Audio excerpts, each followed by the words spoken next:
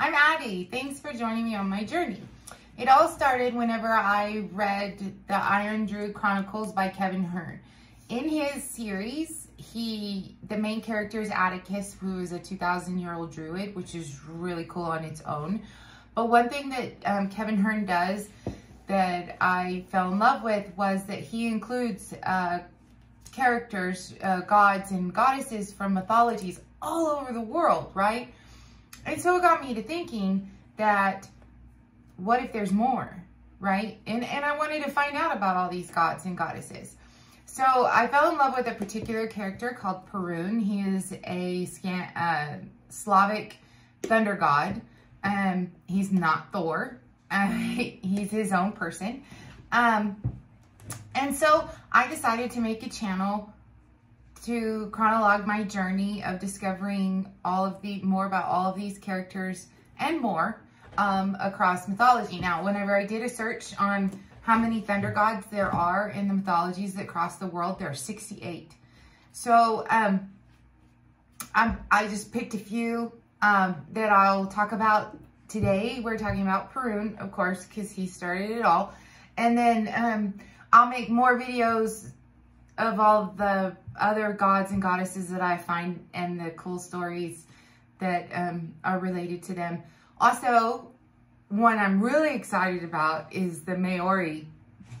Their stories are right up there with the craziness of the Egyptian mythology. So thank you for joining me, and we are going to talk about the beast of a man, Perun. So when Perun is first introduced in the Iron Druid Chronicles, he is a grumpy,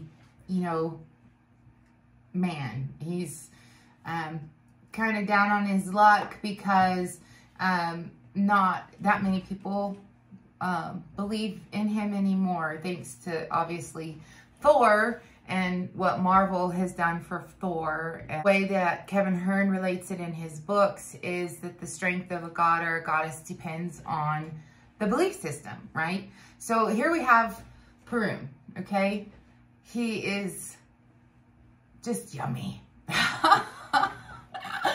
So anyways, he's downtrodden and grumpy when you first meet him. And then he becomes, you see multiple sides of him. He can turn into a bear. He falls in love, first infatuation and then love. And it's just, his journey makes him personable, right? So instead of being a god up here, he is now somebody that you can relate to. And so a little bit about his story. He's from the Slavic mythology. There are very few stories about him. Encyclopedia Britannica states that he was a fructifier, purifier, and overseer of right and order. And all of his actions were perceived by the senses, which means that you can see, hear, and, if he's mad, there's a big old cloud and like a big thunderstorm. And, but one thing that is very clear is that Perun is all about balance, right? So he has an evil, counterpart, which is Veles, which in Slavic mythology, there's always a light and a dark. So you have your light, which is Perun, who is the superior god, and then you have your dark, which is Veles, god of the underworld, right? So, they're constantly in conflict and constantly, going at it or whatever. So if you have a unexpected storm in the sky, it's usually because of the fact that Perun is upset about something. Now, one thing that I figured out with the character development in the Iron Druid series is that Perun is a guy who reminds me of like that, old school biker dude where he has all these morals and standards and convictions, and he does not like any kind of wrongdoing done to the innocent or the weak, or he's very much about his morals and standards. And some of them are a little bit woo-hoo, but in the book they are anyways. So I feel like I learned more about him as a person and his character in the I Am Druid series, because when you look online looking for him, there isn't much, except for the fact that he also was worshipped until even through when the Christianization happened. There was a big, huge statue of him where people would go pay tribute to. And then Vladimir I came along, and after Vladimir converted to Christianity, he decided that, you know, everybody else should do the same. So he went and destroyed the monuments of all of the gods and threw them in the river. But even to this day, people throw coins in that river in honor of Perun. I think he's, you know, a pretty decent guy, right? And I have no problem, you know, giving him a little bit of belief just so that he can stick around, because that's the kind of God that I would want on my side, right? You know, he's just and he's not necessarily humble, but he, you know, he's a good guy. So then there are some similarities with the Slavic mythology, especially European mythology, in the smaller sectors, that people believe that, I actually saw a quote, which kind of really pissed me off, that whenever the Slavic mythology came to be known,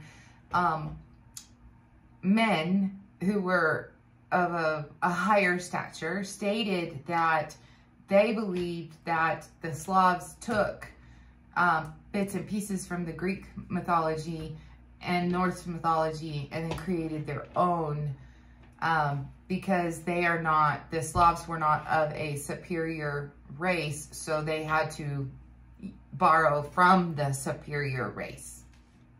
And how fucked up is that? Just saying. I don't know if I'm allowed to say that word, but it's kind of a little bit messed up. So anyways, so the pagan mythology that it revolves around the Slavs is really cool. Like, it's very, like I said, there's not very much known about it. It's just word of mouth. If you are of the Slavic heritage and you would like to correct me or give me some more information, I would appreciate that. But he was just an all-around good guy. And so eventually, after Christianization, Perun turned into Saint Elias. And so, even though, because Catholicism was like the big thing before the Protestants came, so they have their saints, right? And so a lot of times you will find that these gods and goddesses of mythology get morphed into the saints. And so he was supposedly turned into Saint Elias. Now there's another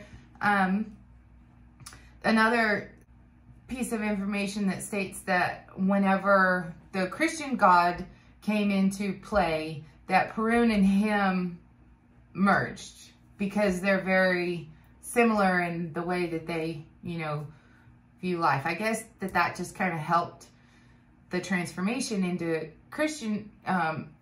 Christian religion was through that.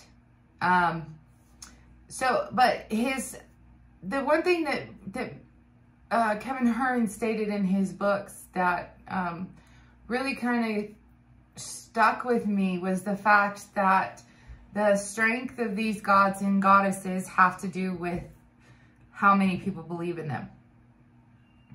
Whenever they don't believe in them or they stop believing in them, then they morph and either become immortal or they just disappear completely. And it kind of got me thinking a little bit, what would my life be like if my power in my life was based solely on how many people believed in me? You know, and so it kind of, if this is the case, just imagine, for example, that this is the case. Wouldn't it make it a little bit more,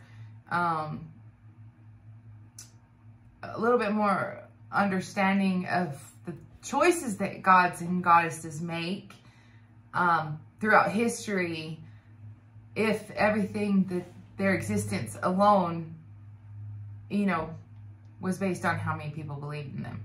So it kind of gives you a little bit more of an understanding of why they choose to do what they do. So it's just something to ponder. But anyways, if you want to check out this series, I would highly suggest it. Even my boys who are 18 and 22, they love this series. So there is sex in this series, and there are some probably trigger things, but for all in all, it shows you a different perspective on life, and it's really cool, and I love it. So thank you for joining me on my journey, and this is the first video, and then we will go into more videos of just things that I find interesting and stories, crazy stories, especially like I'm going to do Set next in the Egyptian mythology, you know, is like totally crazy. If you would like me to do a particular god or goddess that you are curious about, just leave a comment below. Make sure you like and subscribe, and may harmony find you. Have a great day.